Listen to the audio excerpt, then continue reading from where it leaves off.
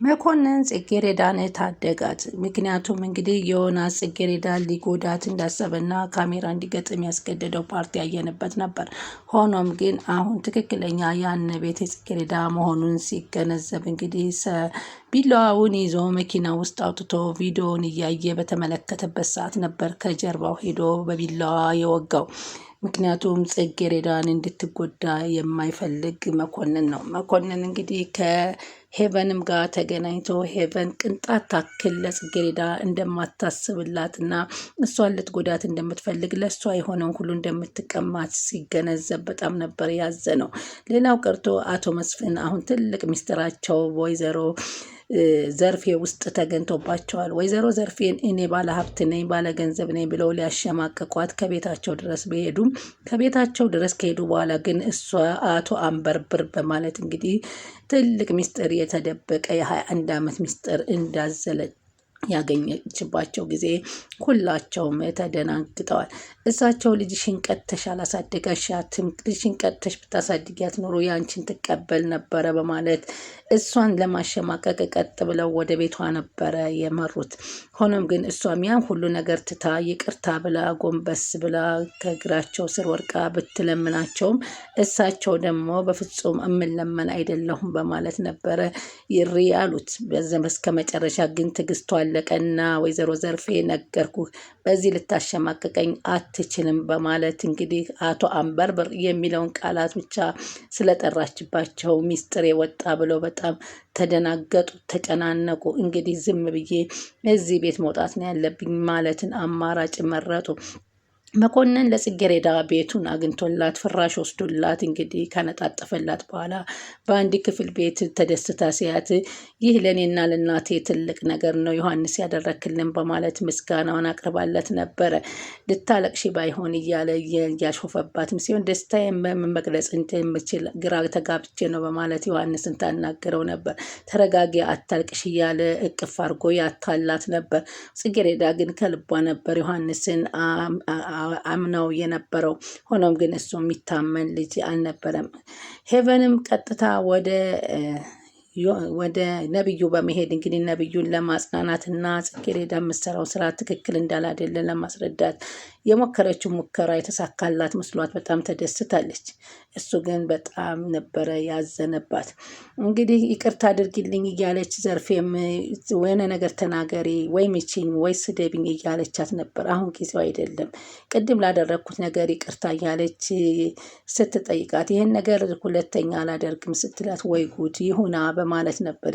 እትዬ አለች አንቺ ለእኔ ለጽጌረዳም በደንብ እንደምትጨነቂልን እናውቃለን እትዬ፣ ግን ያልወሰነ ውሳኔ ወስኜ ነገ እንዲጸጽተኝ አልሆንም አለቻት። እንግዲህ አንቺ ታውቂያለሽ የተሻለውን አማራጭ፣ አንቺማ ልክ ነሽ፣ ለልጄና ለእኔ የሚሆነውን አማራጭ አቅርበሽ ነበር፣ አማራጩን ግን እኔ አልቀበለውም በማለት ነበረ ወይዘሮ ዘርፌ የተናገረችው። ከዚህ በኋላ ልጄን አንድ ጊዜ አስገድጃታለሁ፣ ሁለተኛ ግን አስገድጄ ያልፈለገችውን ላጋባት አልፈልግም የሚለውን ውሳኔ ስታስተላልፍ እንግዲህ በጣም አዝኜብሻለሁ ባንቺ አለቻት። ለምንድን ነው የምታዝኔብኝ? ምን አደረኩሽ? በማለት ትጠይቃታለች። እሷም ያዘንኩብሽማ መቼም ዕቃ አይደለችም፣ አውጥተን ለሰው አውጥተን አንሰጣትም አለቻት። እኮ ልክ ነሽ ትዬ አለች። ከእንግዲህ ዘርፌ እሷ የፈለገችውን ሀሳብ መርጣለች። ወደፊት ከቆጫትም ከተመቻትም አብረን እናያለን አለች ወይዘሮ ፍቅርተ። አዎ ትዬ አለች ዘርፌ። ታዲያ ለምን ተቀየምሽኝ በዚህ ጉዳይ ስትል ጠየቀቻት። ቆይ ግን አለቻት። አንቺና አቶ መስፍን የት ነበር የምትተዋወቁት ስትል ትጠይቃታለች። ምን ብላ ትደነግጣለች። የምን ትውውቅ ነው የምትይው? አይ ዘርፌ ከዚህ በኋላ እንደዚህ ድብቅ ሰው ነሽ እንዴ ዘርፌ? ኧረ እትዬ ተይ፣ እኔ እንዴት ድብቅ ሆናለሁ በማለት ጠይቃጭላሽ እንደ ህፃን ልጅ ታታልልኛለች። ቅድም እኮ ያልኩሽ ይሆን ሁሉ ሰምቼሻለሁ በማለት ታፋጠጣታለች። አቶ መስፍንን አንበርብር ብለሽ ስትጠሪያቸው እኮ እንዴት እንደደነገጡ አይናቸውን ተመልክቻለሁ። እሱ እኮ ያው አለች። በይ ተይው፣ እሱን ስራሽን ጨርሰሽ ቡና እያፈላሽ እሱን ሁሉንም ሚስጥር ትነግሪኛለች በማለት ተነግራታለች። አቶ መስፍንም ይህም ሚስጥር ስለተገኘባቸው ከቤታቸው ሄደው በጣም እየተጨናነቁም ነበረ። አሁን ወይዘሮ ዘርፌ የሁለት ሰዎች ሚስጥርን ደብቃ በሆዷ ውስጥ ይዛለች። በዚህም አሸናፊነቷን እያመለከተች ትገኛለች። ሰላም ወደ ቻናል የተከታታይ ሰላማችሁ በያላችሁበት። ለቻናላችን አዲስ የሆናችሁ ሰብስክራይብ፣ ላይክ፣ ሼር እያደረጋችሁ አበረታቱን። ቀጣይ እንግዲህ ጽጌረዳ ቀጣይ ፓርቲ ይዘንላችሁ መጥተናል። በዚህ ፓርቲ እንግዲህ ዮሐንስ ያቀደውና ያለመው እንዲሁም አቶ መስፍን በገንዘባቸውና በሀብታቸው ተመክተው አገባለሁ ያሏትን ጽጌረዳን አላገኟትም።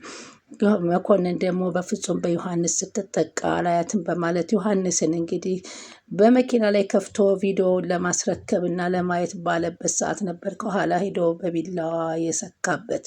በዚህን ጊዜ እሱ ለወንጀለኝነትን ራሱን አጋፍጦ ሰጥቶ ጽጌረዳን ግን ነፃ ለማውጣት ያደረገው ድርጊት በጣም ደስ የሚል ነበረ።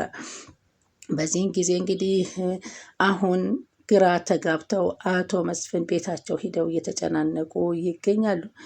ግን ጽጌረዳ ከመጀመሪያውም በሩ ተዘግቷል ወይ እርግጠኛ ነው ወይ ሁለተኛ ዙር ዝጉት ብላለች አከራይዋ በማለትም ስታስጨንቀው ነበር። ስንቴ እንደዘጋሁት ባላቅም ተደጋጋሚ ዘግቼዋለሁ ወይ ቼክ ላድርግ ልምጣ ብላ ስትጠይቀው ያን ሁላ መንገድ መመለስ የለብሽም ረዥም መንገድ እኮ ነው የመጣ ነው ቢላት ምንም አማራጭ የለኝም በማለት ስትጠይቀው ምን ማለትሽ ነው እየቀለድክ ነው እንዲያለች ምኑ እንዳይሰረቅ ነው ቲቪው ነው ምኑ ነው ፍራሹም ሆነ ትራሱ ለእኔ ቲቪ ነው እስከ ማለት ድረስ የተናገረችበት ሰዓት ነበር። ቡና ፍልተው እየጠጡ ልታወጣጣት ብትፈልግም ወይዘሮ ዘርፌ ግን የሰው ሚስጥር አሳልፋ እንደማትናገር ቀንጥታ ትነግራታለች። አንቺ ግን የሁለት የኔንም ፍቅር እስከ መቃብር እንደሚባለው የኔንም ሚስጥር ቀብር ድረስ ይዘሽልኝ እንደምትሄጂ ቃል እንደገባሽልኝ ነው በማለት ትላለች። ይህን ያክል እንግዲህ ወይዘሮ ፍቅርተ ምን አይነት ሚስጥር ድብቅ ቢኖራት ነው በወይዘሮ ዘርፌ ስር የወደቀችው? እንዲሁም አቶ መስፍኔ መቼም ካላበደ በቀር መቼም አትነግራትም እያሉ ቤታቸው ሄዶ ሲጨናነቁ ነበር። እንግዲህ ነቢዩም በንዴት ሂዶ አባዬ የምነካህ ምን ሆነህ ነው እያለ ቢለውም አባትየውም ምንም ነገር የሆንኩት ነገር የለም ልጅ በማለት እንደዚህ ቁጭ አልክ እኮ እያለ ቢያፋጥጠውም ሊመልስለት አልፈለገም ነበረ። እንግዳማ ግባና ተኛ እያለውም ቢለውም እሺ የገብቼ ተኛለሁ ልጄ እያለ ምንም ነገር እንዳልተፈጠረ ነቢዩም ሆነ አባትየው በስተጀርባ ሚስጥር የተደባበቁ ይገኛል። ነቢዩም ክላሱ ገብቶ ሲጋራ አውጥቶ ሲጋራ ማጨስን ምርጫ አደረገው። የንዴቱ መወጫ እንግዲህ ሲጋራ ይሻላል በሚል ሲጋራን ማጨስ ይጀምራል። ሲጋራ ማጨስ የሚሻል መስሎት ሊሆን ይችል በሚል ነው እንግዲህ።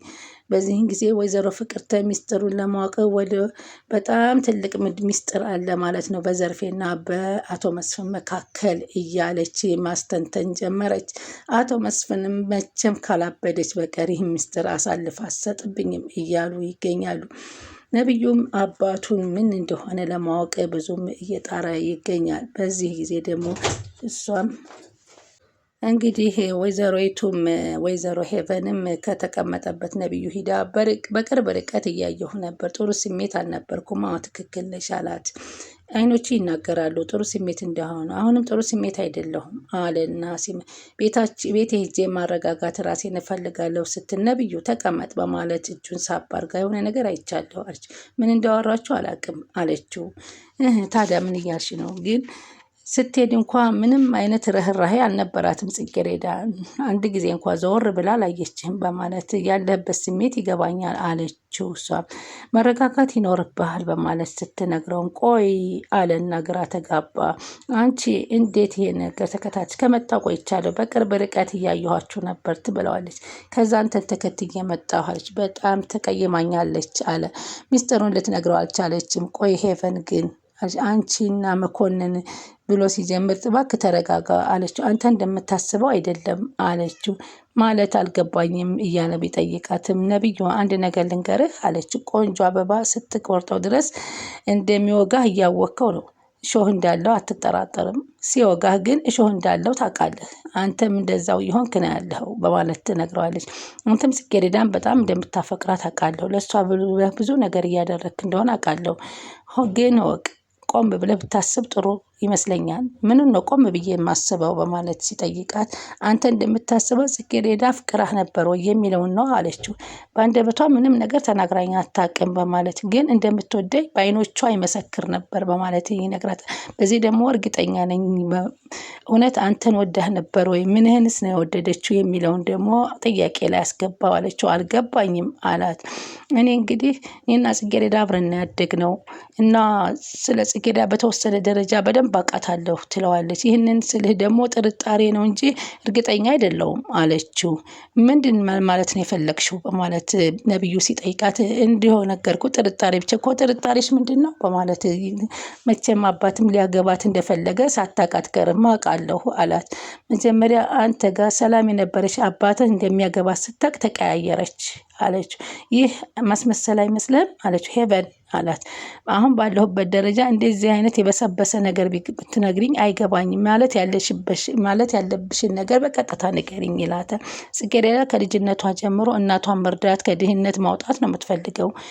ስለዚህ እባክህ አንተን የቀረበችህ ለዚህ ነገር እንደሆነ ብቻ እንደዛ ነገር ይመስለኛል ስትል እንደሱም አይሆንም አለ ነቢዩ። በፍጹም እንደዚህ የምታደርግ ጽጌረዳ አይደለችም በማለት ይከራከራል። ይህ ግን የኔ ግምት ብቻ ነው አለችው። ግን ከመሬት ተነስቼ እንዳልሆነ እንድትረዳ ፈልጋለሁ። እንደነገርኩ ጽጌረዳ ከልጅነቷ ጀምሮ እናቷን ከዚህ ጭንቀት ለማውጣት ያሰበች ያደገች ልጅ ናት። እሱማ ልክ ነሽ፣ አዎ አውቃለሁኝ። ግን በዚህ ልክ ምንድን ነው ችግሩ? ሌላ ምክንያት አለ በማለት ይጠራጠራታል። ያንን ግን አውጥታ እሷ የሰረችውን ሴራ ልትነግረው ፈቃደኛ አልሆነችም። ጽጌረዳ የቀረበችን ለጥቅሟ ብቻ ነበር እንዴ በማለት ሲያስብ በፍጹም ይሄ ነገርም አይሆንም ይሆናል አለችው። ከመሬት ተነስታ እንደዚህ የሆነች ልጅ እንዴት አታስብም አለችው። እና ይህ ሁሉ ነገር ጽጌረዳ በእኔ ላይ የምታደርገው ውሸት ነው ማለት ነው ማለት ከዚህ በላይ ማሰብ አይገባም። ቤትህ ግባና ተረጋግተህ አስብ ብላ ስትነግሯለች። በፍጹም አሁን ነቢዩ የሄቨንን ጉዳይ እየተመለከታትና እያመነላትን አይደለም። ግን እሷ እሰይ ያሰብኩት እቅድ የተሳካልኝ በማለት ደስታዋን አፈንድቃለች። አሁን ግን ጽጌረዳ ለነቢዩም ሆነ ለአቶ መስፍን የማትሆን መሆኑን ትልቅ በውስጣቸው ሚስጥር ወጥቷል። ይህ የአንበርብር ታሪክ በተለይ ሲወጣ ምንን ያስከትላል የሚለው ነገር በጣም ከባድ ሚስጥር ውስጥ እንዳሉ ይገነዘባሉ። ሆኖም ግን ዘርፌም አንገቷን ተጎንብሳ ከመሄድ ቀጥ የምትልበትን አንድ ነገር አግኝታለች ማለት ነው። ጽጌረዳም እንግዲህ መኮንን ለእሷ ሲል ተበቅሎላታል። ከዚህ በኋላ እንግዲህ ምን አይነት ህይወት ይገጥማታል የሚለውን ሁላችንም በትክክል አብረን የምንመለከተው ይሆናል። ጽጌረዳ ምንም እንደማይነካት ከድሮም ቢሆን እሷን የሚጎዳትን ሰው ማንም እንደማያስጎዳት በተከታታዩ ፓርት ሁሉ በመኮንን ላይ ያየነው ነው። ዮሐንስ ግን እንደ ጓደኝነት ቀርቦ እንደሚያዝንላት ቀርቦ በጣም ልቡን የሰጣት መስሎ ይህን ሁሉ ተንኮል በጽጌረዳ ላይ ለመጠቀም ለገንዘብ ብሎ እንዴት አሰበው ብለን ስናስብ ሰው በምን ይሆን ጨው አይደለ ስኳር አይቀመስ የሚባለውን ነገር ያመላክተናል። ጽጌረዳም ልቧን ከፍታ እውነት መስሏት አምናው የሰጠችው እና ያመነችው ሰው ስትከዳ ምን ትላለች? ምንስ ትታዘባለች? ከዚህ በኋላስ በምን አይነት ትምህርት እናቷና እሷ ትልቅ ደረጃ ይደርሳሉ ብለን እናስባለን? እሷ በአሁኑ ሰዓት ይህ ኑሮ ህልም ነገር እየመሰላት ተደንቃለች ማለት ነው። ሆኖም ግን አሁን በስከ መጨረሻ ሄቨንና እንዲሁም አቶ መስፍን እንግዲህ ያሰቡት ሳይሳካ ሲቀር እንግዲህ የጽጌረዳና የእናቷ እጣ ፈንታ ምን ይሆን የሚለው በጣም የሚያጓጓ ነው። እንግዲህ ቀጣይ ፓርት ላይ ሁላችንን በጉጉት እንጠብቀዋለን። ስለምትከታተሉኝ ከልብ አመሰግናለሁ። ላይክ ሼር እያደረጋችሁ የምታበረታቱኝ ከልብ አመሰግናለሁ። መልካም ጊዜ ተመኘሁላችሁ።